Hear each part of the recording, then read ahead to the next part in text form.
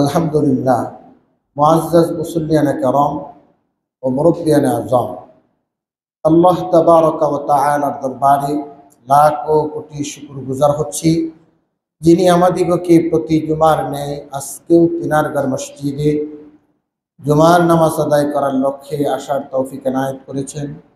সকলেই শুকরিয়াতান করি আলহামদুলিল্লাহ।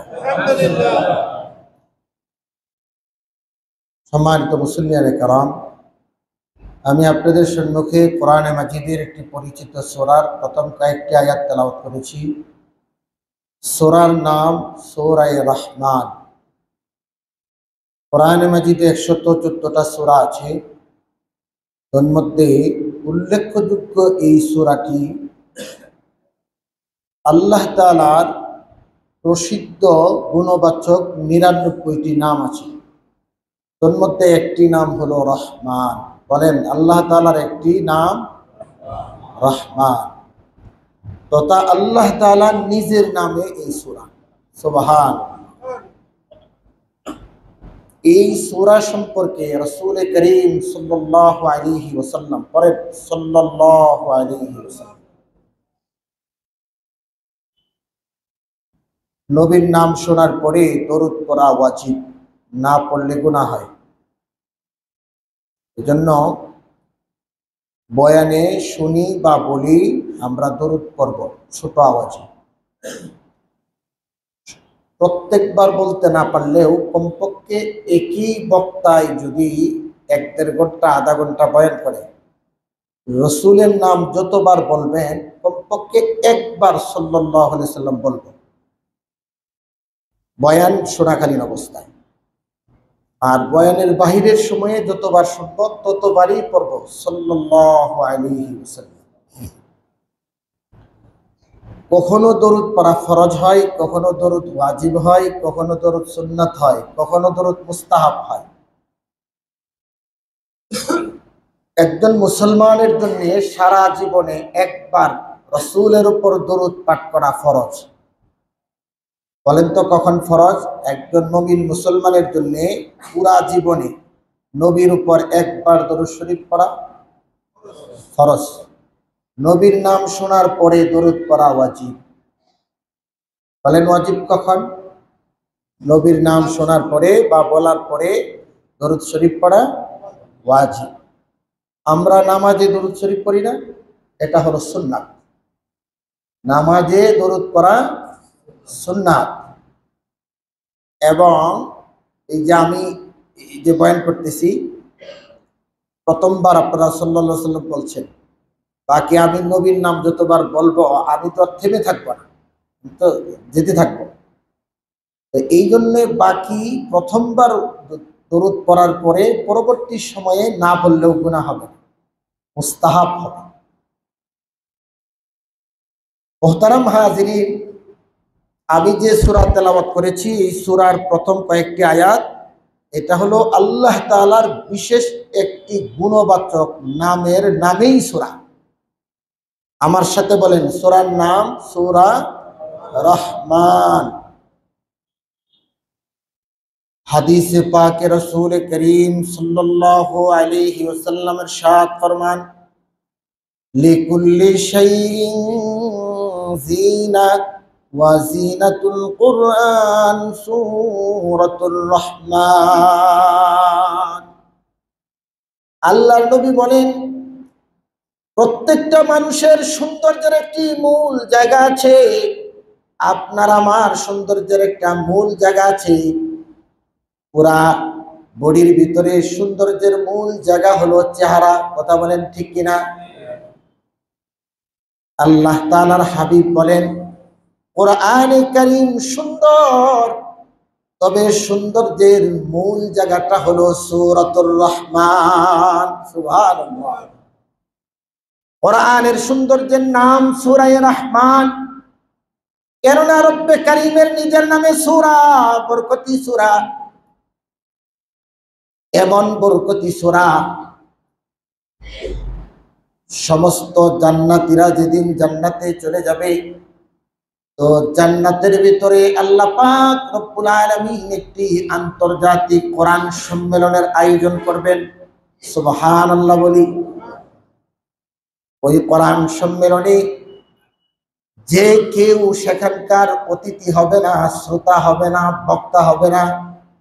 সেখানকার বক্তা হবে হযরতে আদম আলাইহিস সালাম থেকে শুরু করে আল্লাহ পাক যার উপরে কোরআনকে অবতীর্ণ করেছেন জনাবে মুহাম্মদুর রাসূলুল্লাহ সাল্লাল্লাহু আলাইহি ওয়াসাল্লাম পর্যন্ত ১৬ লক্ষ পয়গম্বর সকলেই বক্তা। তবে বক্তাদের মধ্যে প্রধান অতিথি আল্লাহ পাক যার উপরে কোরআনকে অবতীর্ণ করেছেন, যিনি কোরআনের জন্য রক্ত ঝরাইছেন, যিনি কোরআনের জন্য মায়ের বাড়ি, বাবার বাড়ি সব কিছু ছাইরা মদিনায় হিজরত করেছেন, যিনি কোরআনের জন্য আবিসিনিয়ায় হিজরত করেছেন, যিনি কোরআনের জন্য মাথার মধ্যে লোহার হেলমেট ঢুকাইছিলেন। আল্লাহ তাআলা সমস্ত জান্নাতীদের সামনে কোরআন সম্মেলনে আল্লাহর হাবিবকে প্রধান অতিথি করে সংবর্ধনা দিবেন। সুবহানাল্লাহ। আর স্বয়ং ওই সমাবেশের সভাপতিত্ব করবেন যিনি জান্নাতের মালিক, যিনি কোরআনের মালিক, স্বয়ং আল্লাহ পাক রব্বুল আলামিন। জোরে বলি আল্লাহু আকবার। আপনাদের দেশে, আমাদের দেশে যে কোরআন সম্মেলন হয়, জান্নাতের সম্মেলনটা কি এমন হবে? না, অবশ্যই না। আমাদের বড় সম্মেলনের চেয়েও আরো বহুগুণ বরকতি সমাবেশ। তবে মজার বিষয় হলো আল্লাহ তাআলা প্রথমে উদ্বোধনী কোরআনে মাজিদ তেলাওয়াত করার জিম্মাদারি দিবেন একজন পয়গম্বরকে। আল্লাহ তাআলা সুর ও সম্রাট করে দুনিয়ার জমিনে পাঠিয়েছিলেন, যিনার জবুরের তেলাওয়াত শোনার জন্য সমুদ্রের মাছ কোনো কিনারে এসে ভিড় করত। সাইয়্যিদুনা হযরতে দাউদ আলাইহিস সালাম, আল্লাহ তাআলার পয়গম্বরকে আল্লাহ তাআলা এত সম্মান করেছিলেন, আসমানি কিতাব জবুর যখন তিনি পড়তেন, সমুদ্রের মাছ তিনার কণ্ঠের তেলাওয়াত শোনার জন্য ভিড় জমায়া রাখত। সুবহানাল্লাহ। আল্লাহ পাক বলবেন, দাউদ তুমি কোরআনে কারীম তেলাওয়াত করো। উদ্বোধনী বক্তব্য কোরআনে তেলাওয়াত। হযরতে দাউদ আলাইহিস সালাম কোরআনে মাজিদের ১১৪টা সূরার মধ্যে উদ্বোধনী তেলাওয়াত করবেন সূরা রহমান। সুবহানাল্লাহ। দাউদ তেলাওয়াত করতেই থাকবেন। তো আল্লাহ তাআলা বলবেন, দাউদ এবার তোমার তেলাওয়াত বন্ধ করো। এখন তিনি তেলাওয়াত করবেন আমি আল্লাহ তাআলা যার উপর কোরআনকে অবতীর্ণ করেছিলাম, যিনি কোরআনের জন্য রক্ত ঝরাইছে, কষ্ট করেছে, হিজরত করেছে। আল্লাহর হাবিবকে তেলাওয়াত এবং প্রধান অতিথির বক্তব্য করার জন্য আল্লাহ তাআলা যখন নির্দেশ দিবেন, আল্লাহর হাবিব নিজেও তখন জান্নাতি সমাবেশে তেলাওয়াত করবেন সূরা রহমান। সুবহানাল্লাহ। মুহতারাম হাজিরিন, শুধু তাই নয়, আখেরি বক্তব্যে স্বয়ং সভাপতির আখেরি বক্তব্যে আল্লাহ তাআলা নিজেই বক্তব্য প্রদান করবেন। আল্লাহ তাআলা বক্তব্য প্রদান করতে গিয়ে কোরআনে মাজিদের ভিন্ন কোনো সূরা নয়, কেবলমাত্র সূরা রহমান দিয়ে তিনি বক্তব্য দিবেন। সুবহানাল্লাহ। তবে আমাদের তিলাওয়াত আর আল্লাহ তাআলা রহমানের তিলাওয়াতের কিছু পার্থক্য আছে। আমরা পড়ি আর রহমান, দয়াল আল্লাহ, কিন্তু আল্লাহ যখন নিজেই তেলাওয়াত করবেন তখন এভাবে তেলাওয়াত করবেন না। রব্বে কারীমের তেলাওয়াতের বচনভঙ্গি ভিন্ন হবে। তাফসীরের কিতাবের মধ্যে এসেছে, রব যখন নিজেই তেলাওয়াত করবেন তিনি তখন পড়বেন আনার রহমান, আমি রহমান। জোরে বলি সুবহানাল্লাহ। মুহতারাম হাজিরিন, রবের নামে সূরা সূরা নাজিল হওয়ার একটি বিশেষ কারণ ছিল। রাসূল করিম সাল্লাল্লাহু আলাইহি ওয়াসাল্লাম দেখলেন মক্কার লোক সকল ইসলামের প্রথম জামানায় আল্লাহ তাআলাকে বাদ দিয়ে তারা বিভিন্ন দেবদেবীর সামনে মাথা নত করত, পূজা দিত। এটাকে তারা ইবাদত মনে করত। মূর্তির সামনে মূর্তি পূজা করা, এটা তারা ইবাদত মনে করত, বিশ্বাস করত এইসব মূর্তিদের ক্ষমতা আছে, আমাদের ভালো এবং মন্দ করার। এটা আপনারা বিশ্বাস করেন? তো আওয়াজ করে বলেন না বিশ্বাস করেন। কেউ যদি বলে যে এবছর মা দুর্গা গজে চড়ে এসেছে বিদায়, ফুলে ফলে ফসলে আমাদের মাঠ ঘাট ভরে গেছে, আপনারা তার কথা বিশ্বাস করবেন? আপনার দলের নেতাই বলছে অসুবিধা কি, আপনার পিসা হুজুর বলছে তাতে অসুবিধা কি? মিথ্যা যে বলবে অবশ্যই মিথ্যার সাথে আমাদের একমত হওয়া যাবে না। ফুল ফল ফসল এগুলো আমার রবের দান। আপনার বাহ্যিক দুনিয়ার কিছু কাজের জন্য, স্বার্থের জন্য আল্লাহ তাআলার দানগুলো মূর্তিকে দিয়ে দিবেন, এইটার সাথে কোনো মুসলমান একমত হতে পারে না। আমাদেরকে তো ভূতে ধরছে, আমাদের ভূতে ধরছে। মানে বিষয় হলো, আমি যে দল করি, আমার দলের লিডার যদি শিরকি কথা বলে, কুফরি কথা বলে, সেগুলাও বলি। এটা নিয়ে ওই কথাকে প্রতিষ্ঠিত করার জন্য আমি একজন মুসলমান, আমি আন্দোলন করি। আস্তাগফিরুল্লাহ আল আযীম। চিন্তা, আরে দোস্ত, এই নেতা আপনাকে কতক্ষণ সঙ্গ দিবে? একটা নির্দিষ্ট সময় পর্যন্ত, মৃত্যু পর্যন্ত না। কোনো নেতা মৃত্যু পর্যন্ত সঙ্গ দেয় না, কিছু সময় দেয়, কিন্তু আপনার যাত্রা তো আরো বহুদূর, সেখানে আপনাকে কে সঙ্গ দিবে? এজন্যে আমার পীর যা বলবে আমি একবারে বিনা বাক্যে মেনে নিব না, এটা হতে পারে না। কুফরি কথা, শিরকি কথা যদি আমার পীর বলে, অবশ্যই সেটা আমি বয়কট করব। অনুরূপভাবে আমার নেতা, আমার দলের লিডার যদি এসব কথা বলে, এর সাথে কি আমরা একমত হব? জুড়ে বলেন না হব না? আমার ইমানের দাম আছে, কথা বলেন ঠিক না? আমার ইমানের দাম আছে। আমি এমন কোনো কাজ, এমন কোনো কথা বলবো যার দ্বারা আমি ইমানটা হারায় যাবে না। ইমানের কত দাম?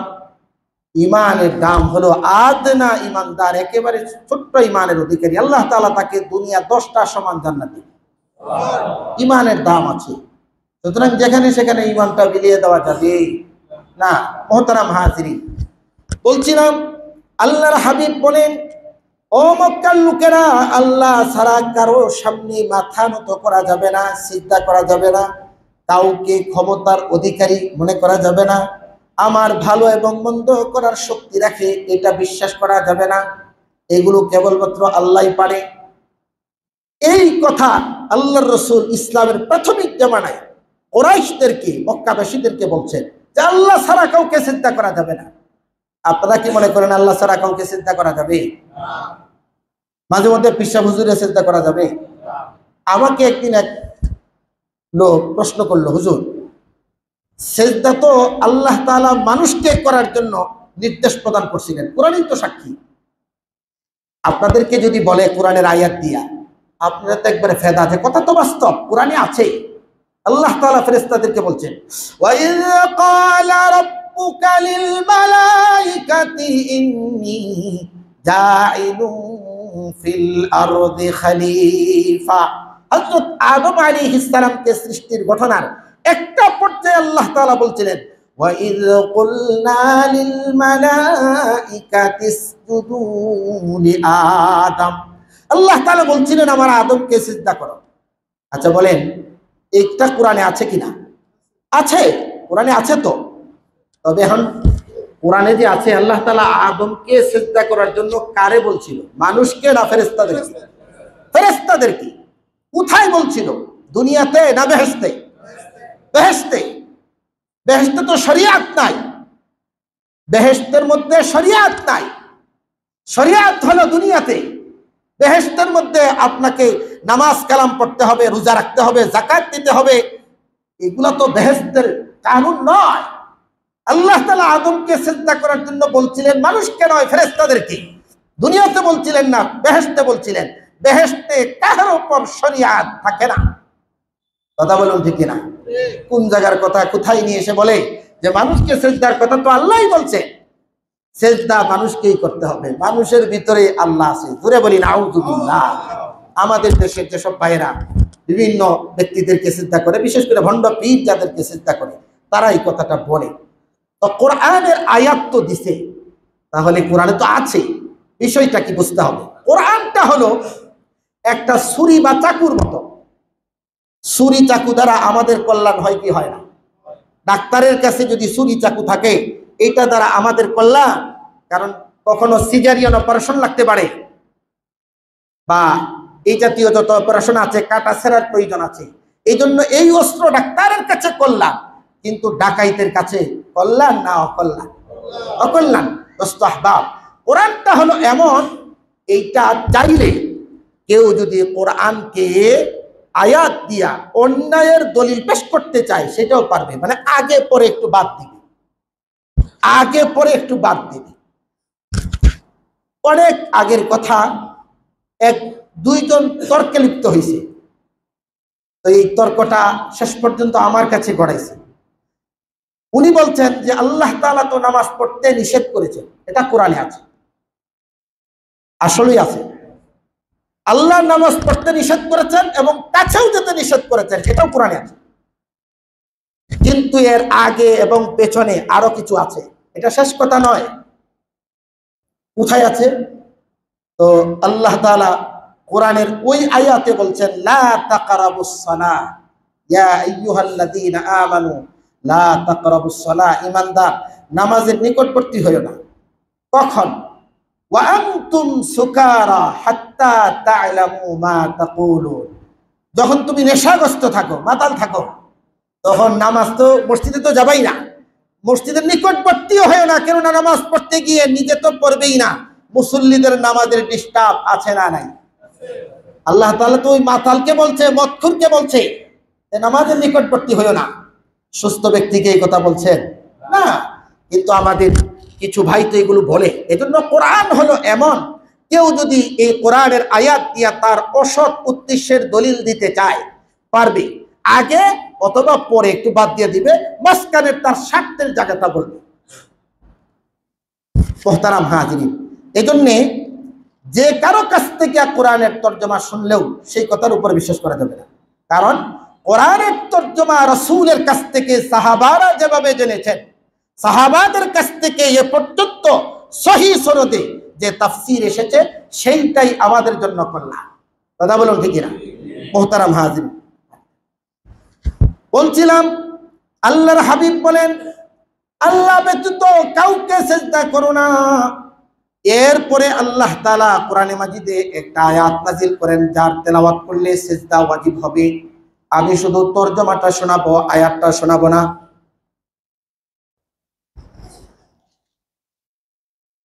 আল্লাহ তাআলা বলেন, হাবিব আমার মক্কাবাসীদেরকে বলেন তারা যেন রহমানকেও সিজদা করে। এতদিন আল্লাহর নবী বলেন, মক্কার লোকেরা আল্লাহ ছাড়া কাউকে সিজদা করো না। আল্লাহ তাআলার নির্দেশে আল্লাহর হাবিব বলেন, ও মক্কার লোকেরা, মক্কার কুরাইশরা, তোমরা রহমানকেও সিজদা করো। তারা কি বাংলাভাষী ছিল না আরবি ভাষী? কথা তো বুঝতো। এবার তারা বলতে শুরু করেছে, আব্দুল্লাহর ছেলে মুহাম্মদ এতদিন বলেছে আল্লাহ ছাড়া কাউকে সিজদা করা যাবে না, এখন আবার বলে রহমানকেও সিজদা করতে হবে। মানির রহমান, সেই রহমান আবার কোথা থেকে আসলো? সেই রহমানকে প্রশ্ন করছে কাফেররা আল্লাহ রাসূলকে, রহমানকে। আল্লাহ তাআলা আসমান থেকে জবাব দেয়, কুলিদুল্লাহ আবিদুর রহমান আইয়াম্মা তাদউ ফালাহুল আসমাউল হুসনা ফাদউহু বিহা। আল্লাহ তাআলার গুণবাচক সুন্দর সুন্দর নাম আছে, তার একটি নাম হলো রহমান। কুলিদুল্লাহ আবিদুর রহমান, আল্লাহ তাআলা যাকে আমরা আল্লাহ বলি তারই আরেকটা নাম, জোরে বলেন না, তার আরেকটা নাম রহমান। যদি রহমান শব্দের আলোচনা করি দীর্ঘ সময় প্রয়োজন। মুহতারাম হাজিরিন, আল্লাহ তাআলা রহমান। এই জন্য পৃথিবীর জমিনে এমন মানুষ আছে জন্মের পর থেকে 80 বছর, 70 বছর, 100 বছর বেঁচে আছে, কিন্তু একটা বারের জন্য আল্লাহকে আল্লাহ বলে ডাক দেয় নাই। আছে না নাই? আছে। তার জন্য আল্লাহ তাআলা জমিনকে স্থির রেখেছেন, তারও যেন বসবাসে সমস্যা না হয়। আল্লাহ তাআলা তার জন্য খাবারের ব্যবস্থা নিজাম ঠিক রেখেছেন। কিন্তু আমাদের ক্ষেত্রে যদি হতো, আমাদের বাসায় যদি কেউ ভাড়া থাকে, ঠিকঠাক মতো যদি ভাড়া না দেয়, অথবা মালিকের সাথে যদি দ্বন্দ্বে লিপ্ত হয়, তাহলে কি মালিক তার সাথে ভালো ব্যবহার করবে না? তো এমনও মানুষ দুনিয়াতে বেঁচে আছে যার 50 বছরের জীবনে আল্লাহ তাআলাকে একটা বারের জন্য স্বীকার করে না স্রষ্টা আল্লাহ। বলেন এই কথা বলে আসমান এমনি হয়েছে, জমিন এমনি হয়েছে, চন্দ্র সূর্য এমনি হয়েছে, এগুলোর স্রষ্টা বলতে কেউ নাই। জোরে বলি নাউজুবিল্লাহ। আপনারা বিশ্বাস করেন আসমান এমনি হয়? এত দূরের কি প্রয়োজন? আপনাদের রাজাবাড়িতে কি এমন কোনো বাড়ি আছে যে বাড়িটা এমনি হয়ে গেছে? বলেন না, আছে? না। কেমনে সম্ভব একজন কর্তা ব্যতীত একটা কোনো কিছু হওয়া? এটা সম্ভব নয়। তো যদি আপনার একটা বাড়ি নির্মাণ করার জন্য কর্তার প্রয়োজন, মালিকের প্রয়োজন হয়, আসমানের জন্য মালিকের প্রয়োজন আছে না নাই? কিন্তু বিশ্বাস করে দেয়ার ইজ নো গড, স্রষ্টা বলতে কোনো কিছু নেই। এটা মানুষ আগে বানর ছিল, শিম্পাঞ্জি ছিল, ওখান থেকে আপনাদের লেস পড়ে গেছে, আমরা এইভাবেই মানুষ হয়ে গেছে। এগুলো তো পড়ানো হয়। আপনারা যে এই যে রাষ্ট্রের ট্যাক্সের টাকা জমা দেন, ওই টাকা দিয়ে বিশ্ববিদ্যালয় চলে, ওখানে আপনার আমার সন্তানকে এটাও পড়ানো হয় যে আমরা আদি বংশধর মানুষ বলতে কিছু ছিল না, তো বানরের জাত। আপনারা বিশ্বাস করেন আপনাদের পূর্বপুরুষ বাপদাদারা বানর ছিল? জোরে বলেন না, এটা বিশ্বাস করেন? আস্তাগফিরুল্লাহ আল আযীম। আল্লাহ তাআলা বলেন ওয়ালা ক্বাদ কাররামনা বানি আদম। আমি আল্লাহ তাআলা আসমানে জমিনে জলে স্থলে যত কিছু সৃষ্টি করেছি সবচাইতে সম্মানিত করে আমি আল্লাহ তাআলা আদম এবং তার সন্তানকে সৃষ্টি করেছি। সুবহানাল্লাহ। বলে কি মানুষ আশরাফুল মাখলুকাত, এটা জানোয়ার বানায় দেয়। এটাও কি মানুষের আকল হতে পারে? এই শিক্ষাও আমাদের দেশে হয়। মুহতারাম হাজিরিন, তো বলছিলাম হঠাৎ একটা বাড়ি হয়ে যাওয়া এটা সম্ভব না। আমি যদি এই কথা থেকে আরেকটু বিস্তারিত বলতে চাই তাহলে আমি এভাবে বলি। মনে করুন এই অত্র মসজিদের সভাপতি সাহেবকে দিয়েই বলি, উনার 10 রুম বিশিষ্ট একটা বাড়ি আছে কিনা আমি জানি না, আমার মতো কথা বোঝাবার জন্য বলছি। 10 রুম বিশিষ্ট একটা বাড়ি আছে, ওই বাড়িতে 10 জন ভাড়াটিয়া উঠছে, প্রত্যেকের মাসিক ভাড়া 5,000। 9 জন ঠিকঠাক মতো ভাড়া দেয়, কিন্তু একজন ভাড়াটিয়া এমন যিনি ভাড়াও দেন না, এবং মালিক যখন ভাড়া চায় তো বলে কিসের ভাড়া? তো বাড়ির মালিক বলে আমার বাসায় থাকো, তুমি ভাড়া দিবা না? ওই আপনার বাসা মানে? ওই যেটা আমার বাবার জায়গা, আমি বিল্ডিং করেছি। তখন কই বিল্ডিং আবার করতে হয় নাকি? এটা তো এমনি এমনি হয়। আপনারা কি তাকে সুস্থ বলবেন না পাগল? দুজনে বলে সুস্থ না পাগল? পাগল বলে কি বিল্ডিং গুলো এমনি হয়। আচ্ছা, তারপরেও অনেক বুঝাচ্ছে যে না বিল্ডিং এমনি হয় না, এটা আমি বানিয়েছি, ভাড়া দাও। তো ভাড়া তো দেই না, ভাড়া ছাড়াও কিন্তু মালিকের বাসায় যদি আদব আখলাক ভালো থাকে, বিপদের সম্মুখীন হইলে আপনারা 2-1 মাস এমনিও ছাড় দিতে পারেন, ঠিক না? কিন্তু সে মালিকের সাথে সুসম্পর্কও করে না, বরং উল্টো চ্যালেঞ্জ করে, মালিক আছে নাকি আবার, এটা তো এমনি হয়েছে, আমি এমনি থাকি। তো একটা পর্যায়ে মালিক বলছে ঠিক আছে তোর পিছনের ভাড়া মাপ, তুই আমার বাসা ছাড়। বাসাও ছাড়বে না। মানে বাসা না ছাড়ার পিছনে কারণ হলো উনি যে দল করে আর কি, ভাড়াটিয়া, উনার দল এখন ক্ষমতায় আছে, আর বাড়িওয়ালা যে উনি হলেন বিরোধী দলের একজন, তাহলে ভাড়াটিয়ার ক্ষমতা একটু বেশি। উনি বাসাও ছাড়বে না। তো বাড়িওয়ালা শেষ পর্যন্ত ওরে বিদায় করার জন্য যদি বাড়ি পানির লাইন কেটে দেয়, মনে করেন যে ও যে যায় না, এজন্য বাড়ির পানির লাইন কেটে দিচ্ছে। তো পানির লাইন কেটে দেওয়ার পরে যে ভাড়া দেয় না, তার একারই সমস্যা না বাকি 9 জনেরও সমস্যা আছে? সবার সমস্যা। তাও যদি না যায়, বাড়িওয়ালা সিদ্ধান্ত নিল ওর সাথে তো পারতেছি না, ঠিক আছে বিদ্যুৎ লাইন কেটে দিব। বিদ্যুৎ লাইন যদি বিচ্ছিন্ন করে তাহলে ওর একাই সমস্যা না সবার সমস্যা? সবার সমস্যা। তারপরেও যদি না যায়, বাড়িওয়ালাই বলে গ্যাস লাইন কাটবো। গ্যাস লাইন কাটলে ওর চুলা একাই জ্বলবে না, না কারোটাই জ্বলবে না। তো আপনারা যারা 9 জন ভাড়াটি আছেন, এই ঘটনার জন্য আপনাদের কিছু করার আছে না নাই? করার সিস্টেম 2টা। 1 নাম্বার, ওরে বুঝাইয়া বলা, ভাই তুমি চলে যাও, ভালো ভালো, তোমার জন্য আমরা বিপদে পড়তে চাই না, তবে যদি না যাও, তোমার জন্য যদি আমরা বিপদে পড়ি, তাহলে কিন্তু আমরা 9 জন মিলে তোমার ঘাট থেকে বের করে দিতে বাধ্য হব। কথা বলুন ঠিক না? আল্লাহ পাক রব্বুল আলামিন হলেন স্রষ্টা। আসমান আল্লাহর, জমিন আল্লাহর। আল্লাহ তাআলা সূরা রহমানের আরেকটি আয়াতে বলেন, ইয়া মা'শারাল জিন্নি ওয়াল ইনসি ইন ইসতাতা'তুম আন তানফুযু মিন আকতারিস সামাওয়াতি ওয়াল আরদ ফানফুযু লা তানফুযুনা ইল্লা বিসুলতান। ঘুরে বলি আল্লাহু আকবার। আল্লাহ তাআলা বলেন, আমার আসমান, আমার জমিন, এক দুইয়ের মাঝখানে যদি কেউ বসবাস করতে চাও, অবশ্যই মানতে হবে বাড়িওয়ালার আইন। কথা বলুন ঠিক না? বাড়ি যার আইন চলবে। বাড়ি আপনার বাড়িতে বাড়াইতের আইন চলবে না বাড়িওয়ালা? বাড়িওয়ালার আইন চলবে। তা আসমান এবং জমিন এই দুটোর মাঝখানে এই বাড়িটার মূল মালিক কে? একটু জোরে বলেন না কে? এখানে আমরা যারা আছি ক্ষণিকের জন্য আল্লাহর বাড়িতে আছি ভাড়াটিয়া। তবে আমাদের দুটো যোগ্যতার ভিত্তিতে এই জমিনে বৈধভাবে থাকার অনুমতি আছে। এক নাম্বার, বাড়িওয়ালাকে স্বীকার করতে হবে এই বাড়ির মালিক। এটাই আমরা কালেমায় পড়ি, লা ইলাহা ইল্লাল্লাহ। কোনো ইলাহ নাই, কোনো রব নাই, আল্লাহ ব্যতীত অদ্বিতীয় কোনো মালিক নাই আল্লাহ ছাড়া। কথা বলুন ঠিক না? এটা স্বীকৃতি প্রদান করা, তাহলে আমি এখানে থাকার বৈধ অনুমতি আছে। যে মাঝে মধ্যে আমরা আসমানি জমিনি গজবের সম্মুখীন হই, অনেক ক্ষেত্রে হই না? আইলা, দুর্যোগ, ঘূর্ণিঝড় ইত্যাদি, এসবগুলো আল্লাহ তাআলা রাগ এবং গুসার কারণ হয়। ওই যে বাড়িওয়ালার সাথে যখন এই কুলাঙ্গার ভাড়াটিয়ার দূরত্ব তৈরি হয়েছে, ভাড়াও দেয় না, বাড়িওয়ালার সাথে আপোষও করে না, স্বীকৃতিও দেয় না, তখন বাড়িওয়ালা যেমন ক্ষোভের সম্মুখীন হয়ে গ্যাস লাইন, পানির লাইন, বিদ্যুৎ লাইন বিচ্ছিন্ন করে দুর্যোগ পরিস্থিতি তৈরি করেছে, একই রকম আল্লাহ তাআলা যখন জমিনের কোন নাস্তিক বা নাস্তিক্যবাদীদের এই রকম একের পর এক অনাচার এর কারণে গুসা হন, তখন আল্লাহ তাআলা মাঝে মধ্যে কিছু আযাব এবং গজব দেন। ওই আযাবে শুধু তারাই আক্রান্ত হয় না, আমরা যারা ঈমানদার মুসলমান মুমিন মুত্তাকি আমরাও আক্রান্ত হই। কথা বলুন ঠিক না? মুহতারাম হাজরিন, আল্লাহর হাবিব বলেন, আল্লাহ ছাড়া কাউকে চিন্তা করো না।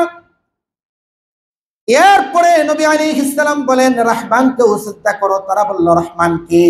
আল্লাহ তাআলা সংক্ষিপ্ত জবাব দিলেন, কুলিদুল্লাহ আবিদুর রহমান।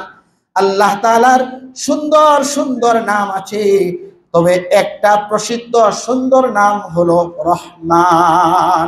আল্লাহর নাম রহমান বিদায়, আল্লাহর নাম রহমানের জন্য একজন নাস্তিকও না খায়া মরে না। কেন? আল্লাহ তাআলা দয়াবান। কথা বলুন ঠিক না? এমন ব্যক্তি আছে যার বয়স 80 বছর, ইমানদার দাবি করে, কিন্তু মসজিদে ঢোকার তার সুযোগ হয় না। আল্লাহ তাআলা তার জন্য খাবার ব্যবস্থা আছে। আল্লাহ তাআলা সব চাইতে বেশি দয়াবান।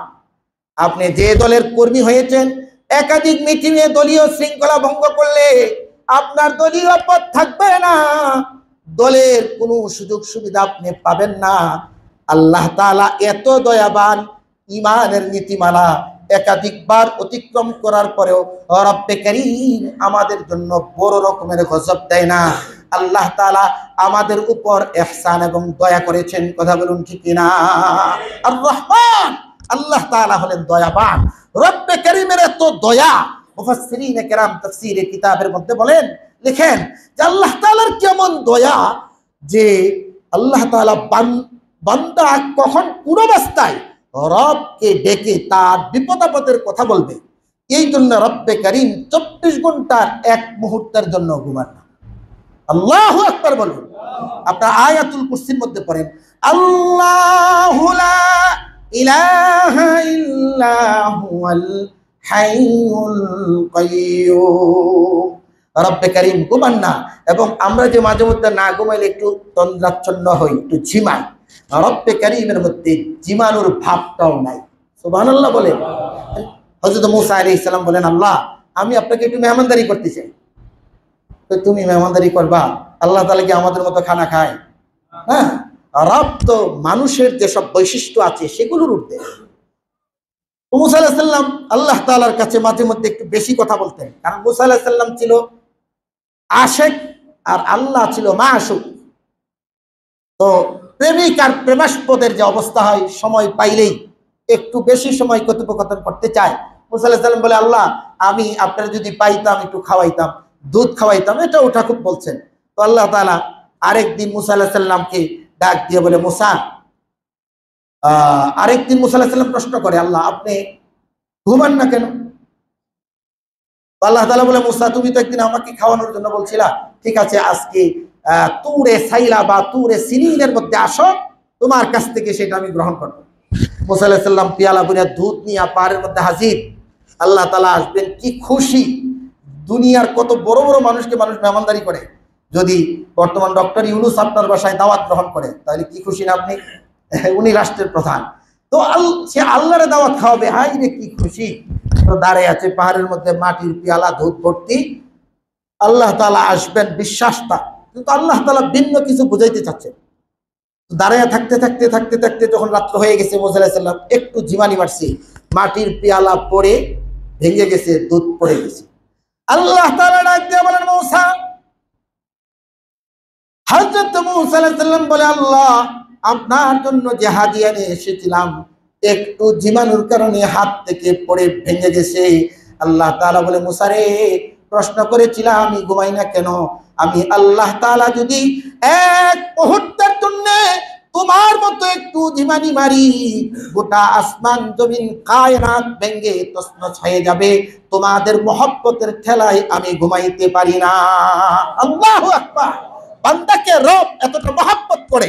দেখবেন কখনো কখনো এমন হয়, বাবা সন্তানকে কোনো দায়িত্ব দিয়েছে, এই কাজটা করো, উনি গেছেন ধরেন গাজীপুরে গেছে রাজাবাড়ি থেকে, আসছে সন্ধ্যায়, আসার পরে দেখে সন্তান ওই কাজ করে নাই, কাজটা বড় গুরুত্বপূর্ণ ছিল।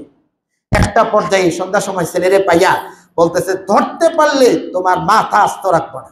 ছেলে তো ভয় পাইয়া দৌড় দিছে বাঁচার জন্য, বাবা মারবে। রাত্র 10টা বেজে গেছে, বাবা খাইয়া শুয়ে পড়ছে, কিন্তু মা তার কলিজার ভিতরে একটা বেদনা ব্যথা, আহারে আমার সন্তানটা কোথায় আছে, ও রাত্র 10টা বাজে কোথায় খাবে কোথায় ঘুমাবে, ঘুমাতে পারছে না।